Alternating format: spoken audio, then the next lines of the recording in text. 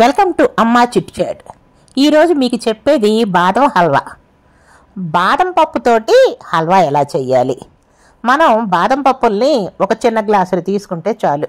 ఒక చిన్న గ్లాసులు బాదం పప్పులు అంటే టీ గ్లాస్ అనుకోండి. అవి ఒక 4 hours వరకు నానాలి. నానిన తర్వాత పై తొక్కంతా తీసేసేయాలి. అప్పుడు వైట్గా పప్పు వస్తుంది. ఇది అందరికీ తెలిసిందేను. అంటే తొక్కుతో చేసుకుంటే హల్వా బాగోదు కాబట్టి తొక్కు కంపల్సరీ తీయాలంటున్నా. తీసేసిన తర్వాత వీటిని మిక్సీలో వేయాలి. ఈ మిక్సీ జార్లో వేసి ఒక పాల్లాగా అంటే మెత్తగా చేసుకోవాలి. మనకి పొడి పొడిగా అయిపోద్ది, మెత్తగా రాదు.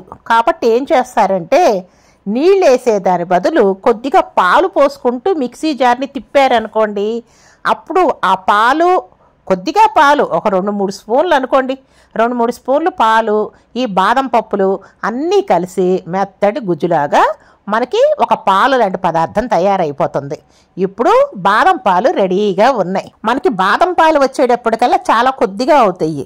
ఇంకా బాదం పాలు తయారు చేసుకునే కంటే దానికి కొంచెం చిక్కటి పాలు యాడ్ చేస్తే ఫ్లేవర్ చాలా బాగుంటుంది. అంటే కోవా అనుకోండి, పచ్చి కోవా ఉన్నా కలుపుకోవచ్చు. లేదనుకుంటే ఒక చిక్కటి పాలు, ఒక 1/2 లీటర్ పాలు, ఒక ప్యాకెట్ పాలు మనకు చాలు. ఆ ప్యాకెట్ పాలు మరగపెడుతూ ఈ పాలు కూడా వెయ్యాలి. ఏ పాలు?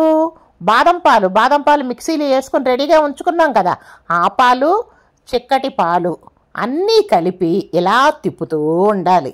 ఎంతసేపు తిప్పాలనుకున్నారు? ముద్దయ్యే వరకు తిప్పాలి. అలా తిప్పుతూనే మనకి ఫ్లేవర్ కోసం యాలక్కాయల పొడి వేసుకోవాలి. తర్వాత షుగరు, అంటే 1 గ్లాసు బాదం పప్పు అయితే మనకి ఇంకా డబల్ పడుతుంది షుగరు. అంటే ఒక చిన్న గ్లాసు టీ గ్లాసులో మనం బాదం పప్పు తీసుకున్నాం అనుకోండి, ఒక పెద్ద గ్లాసులో ఒక పెద్ద గ్లాసులో పంచదార పడుతుంది. ఆ పంచదార కూడా వేసి ఇంకా తిప్పుతూ ఉండాలి. మరి ముద్దవ్వాలి కదా, హల్వా అంటే ముద్దవ్వాలి. నేను ఎత్తడి గిన్నె పెట్టా, అయినా సరే అడుగంటేస్తుంది. అడుగంటకుండా మనం ఏం చెయ్యాలి, దాని లోపలికి జిగురు రావాలంటే నెయ్యి వేసుకోవాలి. అప్పుడప్పుడు మధ్య మధ్యలో నెయ్యి వేసుకుంటూ ఉంటే అప్పుడు అడుగంటకుండా ఉంటుంది. చూడండి, మధ్యలో నేను కిందకి దించి మరీ తిప్పుతూ ఉన్నాను. ఎందుకంటే అడుగంటేస్తా, అడుగంటిందంటే బాగోదు. పాలు అడుగంటితే అసలు కాటు వాసన వస్తాయి. అందుకని చాలా జాగ్రత్తగా తిప్పుతూనే ఉండాలి.